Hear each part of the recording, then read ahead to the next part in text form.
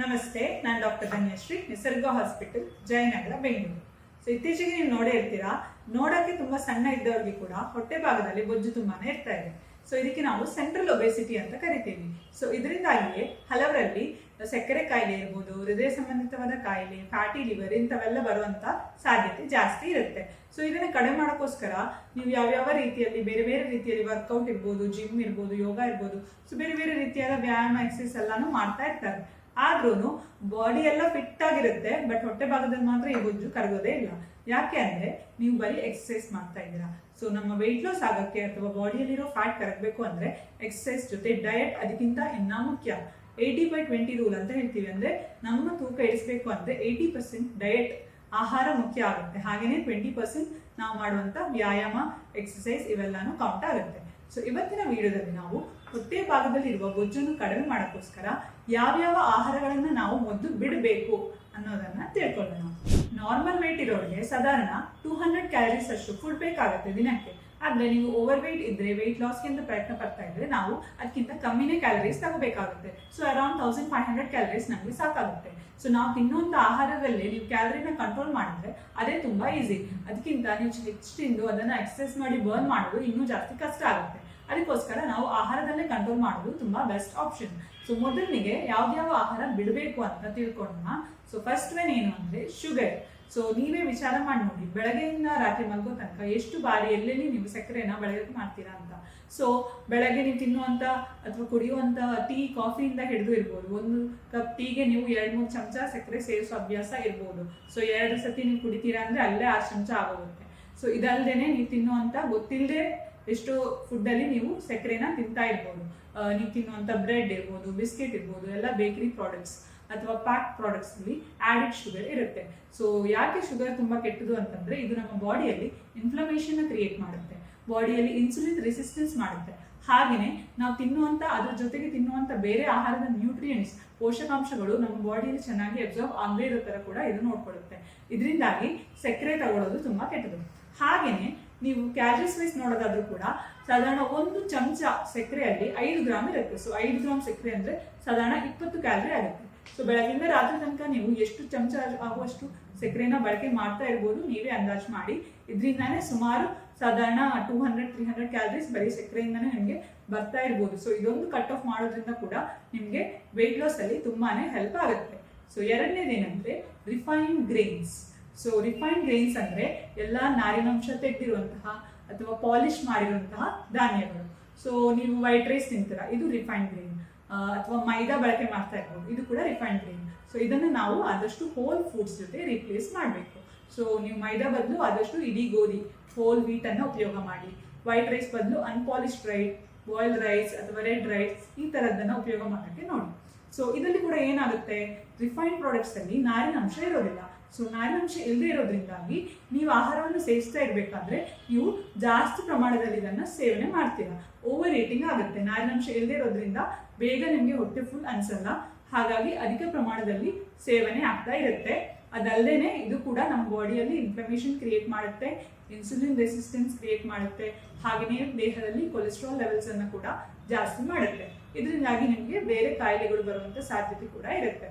ಹಾಗಾಗಿ ಆದಷ್ಟು ನಾವು ಹೋಲ್ ಗ್ರೇನ್ಸ್ ಅನ್ನ ಆದಷ್ಟು ಬಳಕೆ ಮಾಡಬೇಕು. ಹಾಗೇನೆ ರಿಫೈನ್ಡ್ ಗ್ರೇನ್ಸ್ ನೀವು ತಗೋತಿರ್ಬೇಕಾದ್ರೆ ಅದರಲ್ಲಿ ನಾರಿನಾಂಶ ಇಲ್ಲದೆ ಇರೋದ್ರಿಂದಾಗಿ ಅದು ಬೇಗನೆ ಡೈಜೆಷನ್ ಆಗುತ್ತೆ.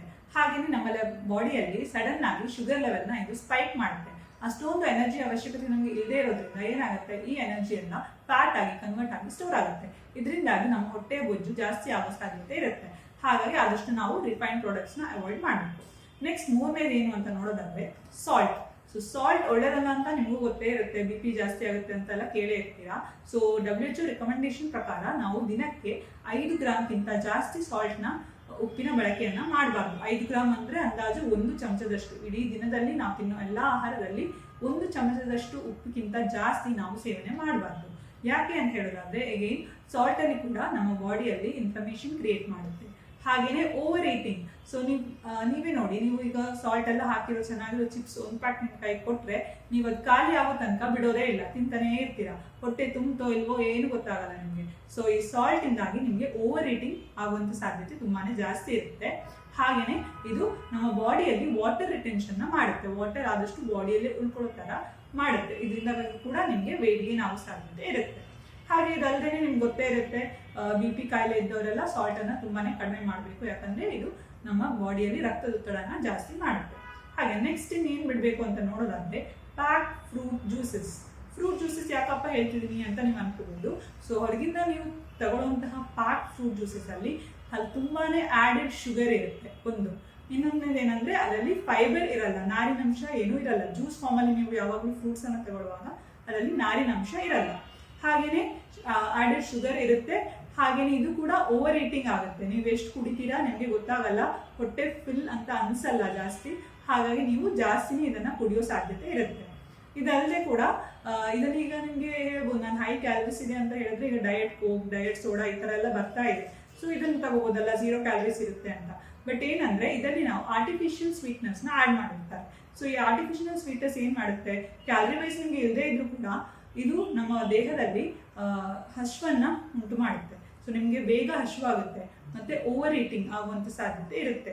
ಇದರಿಂದಾಗಿ ನೀವು ಡಯಟ್ ಸೋಡಾ ತಗೊಂಡು ನೀವು ಕ್ಯಾಲರಿ ಕಮ್ಮಿ ಮಾಡಿದ್ರು ಕೂಡ ಅದರಿಂದ ಉಂಟಾಗುವಂತ ಹಶ್ವಿಂದ ನೀವು ಬೇರೆದನ್ನ ಏನಾದ್ರೂ ಜಾಸ್ತಿ ತಿನ್ನೋ ಸಾಧ್ಯತೆ ಇರುತ್ತೆ.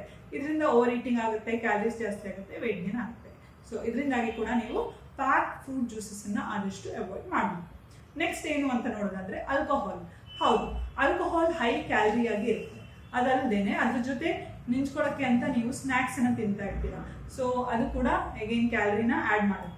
ಇದಲ್ಲದೇನೆ ಕುಡಿದಾದ ಮೇಲೆ ಡ್ರಿಂಕ್ಸ್ ಎಲ್ಲ ಆದ್ಮೇಲೆ ಚೆನ್ನಾಗಿ ತಿಂತೀರಾ. ಮೇನ್ ಆಗಿ ಅದರಲ್ಲಿ non veg items, spicy items ಇದನ್ನೇ ಜಾಸ್ತಿ ತಿಂತಾ ಇರ್ತಾರೆ. ಅದ್ರದ್ದು ಕ್ಯಾಲರಿ ಮತ್ತೆ ಆಡ್ ಆಗುತ್ತೆ. ಸೊ ಇದೆಲ್ಲ ಸೇರಿ ಹೈ ಕ್ಯಾಲರಿ ಆಗುತ್ತೆ. ಇದರಿಂದ ಕೂಡ ನಿಮ್ಮ ಹೊಟ್ಟೆಯ ಬೊಜ್ಜು ಬೆಳೆಯುವ ಸಾಧ್ಯತೆ ಇರುತ್ತೆ. ನಿಮ್ಗೆಲ್ಲ ಗೊತ್ತೇ ಇರುತ್ತೆ, ಜಾಸ್ತಿ ಡ್ರಿಂಕ್ಸ್ ಮಾಡೋರು, ಕ್ರಾನಿಕ್ ಡ್ರಿಂಕರ್ಸ್ಗೆಲ್ಲ ನೀವು ನೋಡೇ ಇರ್ಬೋದು, ಅವರ ಹೊಟ್ಟೆ ಭಾಗದಲ್ಲಿ ಬೊಜ್ಜು ಜಾಸ್ತಿ ಇರುತ್ತೆ. ಇದಕ್ಕೆ ನಾವು ಬೀರ್ ಬೆಲ್ಲಿ ಅಂತ ಕೂಡ ಕರಿತೀವಿ. ಸೊ ಇದೆಲ್ಲ ಇದರಿಂದಾನೇ ಆಗ್ತಾ ಇರುತ್ತೆ. ನೆಕ್ಸ್ಟ್ ಏನಂದ್ರೆ ಡೀಪ್ ಫ್ರೈಡ್ ಐಟಮ್ಸ್, ಕರ್ದಿರೋ ತಿಂಡಿಗಳು. ಸೊ 1 ಗ್ರಾಮ್ ಫ್ಯಾಟ್ ಅಲ್ಲಿ ಸಾಧಾರಣ 9 ಕ್ಯಾಲರೀಸ್ ನಮಗೆ ಸಿಗುತ್ತೆ.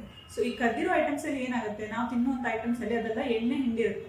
ಸೊ ಆ ಎಣ್ಣೆ ಇರೋದ್ರಿಂದಾಗಿ ಕ್ಯಾಲರೀಸ್ ತುಂಬಾನೇ ಜಾಸ್ತಿ ಇರುತ್ತೆ. ಹಾಗೇನೆ ನಿಮ್ಗೆ ತುಂಬಾ ರುಚಿ ಅನ್ಸುತ್ತೆ, ಹಾಗೆ ತುಂಬಾನೇ ತಿನ್ಬಿಡ್ತೀರಾ. ಇದರಿಂದ ಕೂಡ ಹೈ ಕ್ಯಾಲರಿ ಆಗುತ್ತೆ, ಹೊಟ್ಟೆ ಬೊಜ್ಜು ಬೆಳೆಯುವಂತ ಸಾಧ್ಯತೆ ಇರುತ್ತೆ. ಇದಲ್ಲದೇನೆ ನಾವು ಯೂಶುವಲಿ ಡೀಪ್ ಫ್ರೈಡ್ ಐಟಮ್ಸ್ ಎಲ್ಲ ಹೊರಗಿಂದ ತಿನ್ನೋದಂತಂದ್ರೆ ಅದರಲ್ಲಿ ಯಾವ ಆಯಿಲ್ ಯೂಸ್ ಮಾಡ್ತಾರೆ ಅಂತ ನಿಮಗೆ ಗೊತ್ತಿರಲ್ಲ. ಸೊ ಸೇಮ್ ಆಯಿಲ್ನ ಪದೇ ಪದೇ ಯೂಸ್ ಮಾಡ್ತಾ ಇರ್ತಾರೆ. ಹಾಗೇನೆ ತುಂಬಾನೇ ಹೈ ಟೆಂಪರೇಚರ್ ಅಲ್ಲಿ ಇದನ್ನ ಯೂಸ್ ಮಾಡ್ತಾ ಇರ್ತಾರೆ. ಇದರಿಂದಾಗಿ ಅದರಲ್ಲಿ ತುಂಬಾನೇ ಟ್ರಾನ್ಸ್ ಫ್ಯಾಟ್ ಇರುತ್ತೆ. ಹಾಗೇನೆ ಗ್ಲೈಕೇಟೆಡ್ ಎಂಡ್ ಪ್ರಾಡಕ್ಟ್ಸ್ ಅಂತ ನಾವು ಕರಿತೀವಿ, ಇದನ್ನು ಇರುತ್ತೆ. ಸೊ ಇದೆಲ್ಲ ನಮ್ಮ ಆರೋಗ್ಯಕ್ಕೆ ತುಂಬಾನೇ ಹಾನಿಕರವಾಗಿರುತ್ತೆ. ಸೊ ನಿಮಗೆ ಡೀಪ್ ಫ್ರೈಡ್ ಫುಡ್ಸ್ ತಿನ್ನಲೇಬೇಕು ಅಂತ ಏನಾದ್ರು ಅನ್ಸಿದ್ರೆ ನೀವು ಅದನ್ನ ಮನೇಲೆ ಮಾಡ್ಕೊಂಡು ತುಂಬಾ ಲಿಮಿಟೆಡ್ ಕ್ವಾಂಟಿಟಿಯಲ್ಲಿ ತಗೊಳ್ಳೋದು ತುಂಬಾನೇ ಒಳ್ಳೆಯದು. ಸೊ ನೆಕ್ಸ್ಟ್ ಏನ್ ಬಿಡ್ಬೇಕು ಅಂತ ನೋಡೋದಾದ್ರೆ ಫ್ರೂಟ್ಸ್, ಹೈ ಕ್ಯಾಲರಿ ಇರುವಂತ ಫ್ರೂಟ್ಸ್.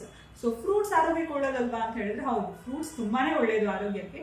ಬಟ್ ನಿಮ್ಮ ಬೆಲ್ಲಿ ಫ್ಯಾಟ್ ಕರಗಿಸ್ಬೇಕು, ತೂಕ ಇಳಿಸ್ಬೇಕು ಅಂತ ಅಂದ್ರೆ ಹೈ ಕ್ಯಾಲರಿ ಇರುವಂತಹ, ಹೈ ಶುಗರ್ ಕಂಟೆಂಟ್ ಇರುವಂತಹ ಫ್ರೂಟ್ಸ್ ಅನ್ನ ನೀವು ಸ್ವಲ್ಪ ಕಡಿಮೆ ಸೇವನೆ ಮಾಡೋದು ತುಂಬಾ ಒಳ್ಳೆಯದು. ಸೊ ಮೇನ್ ಆಗಿ ಅದರಲ್ಲಿ ಯಾವ್ದಲ್ಲ ಅಂತ ನಾವು ನೋಡೋದಾದ್ರೆ ಸೀತಾಫಲ ಇರ್ಬೋದು, ಜಾಕ್ ಫ್ರೂಟ್, ಹಲಸಿನ ಹಣ್ಣು ಇರ್ಬೋದು, ಮ್ಯಾಂಗೋ ಇರ್ಬೋದು, ಬಾಳೆಹಣ್ಣು ಇರ್ಬೋದು.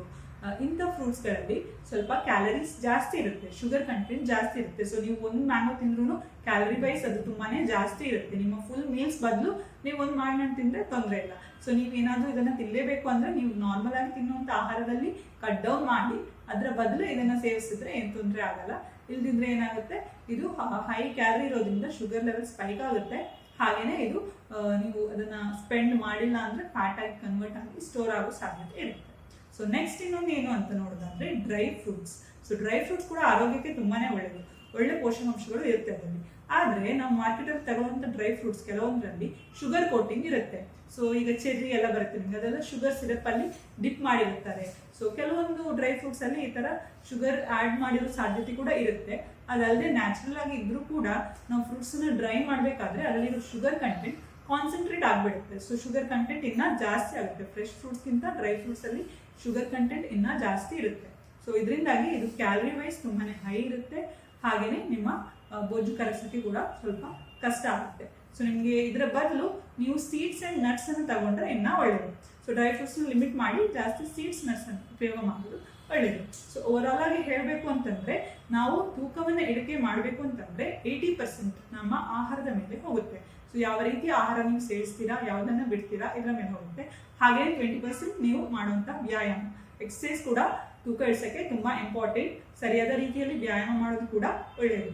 ಸೊ ನಾನು ಹೇಳಿರುವಂಥ ಆಹಾರಗಳನ್ನೆಲ್ಲ ಬಿಟ್ಟು ನಾವು ಒಳ್ಳೆಯ ರೀತಿಯಲ್ಲಿ ಒಳ್ಳೆಯ ನಾರಿನಾಂಶ ಇರುವಂಥ ಆಹಾರ, ಹಾಗೆಯೇ ಒಳ್ಳೆಯ ಫ್ಯಾಟ್ ಅಂದರೆ ತುಪ್ಪ ಇರ್ಬೋದು ಅಥವಾ ಅನ್ರಿಫೈನ್ಡ್ ಆಗಿರೋ ಆಯಿಲ್ಸ್ನ ಬಳಕೆ ಮಾಡೋದು, ನಟ್ಸ್ ಆ್ಯಂಡ್ ಸೀಡ್ಸ್ ಇವನ್ನ ಬಳಕೆ ಮಾಡೋದು, ಹಾಗೆ ಒಳ್ಳೆಯ ಪ್ರೋಟೀನ್ ಅಂದರೆ ಮೊಟ್ಟೆ ಇರ್ಬೋದು ಅಥವಾ ಪನೀರ್ ಇರ್ಬೋದು, ಬೇಳೆಕಾಳುಗಳಿರ್ಬೋದು, ಇಂಥವುಗಳನ್ನು ಬಳಕೆ ಮಾಡಿ ಇವುಗಳನ್ನು ಜಾಸ್ತಿ ಸೇವನೆ ಮಾಡೋದ್ರಿಂದ ನಾವು ಹೊಟ್ಟೆಯ ಭೋಜನ ಸುಲಭವಾಗಿ ತರಿಸ್ಬೋದು.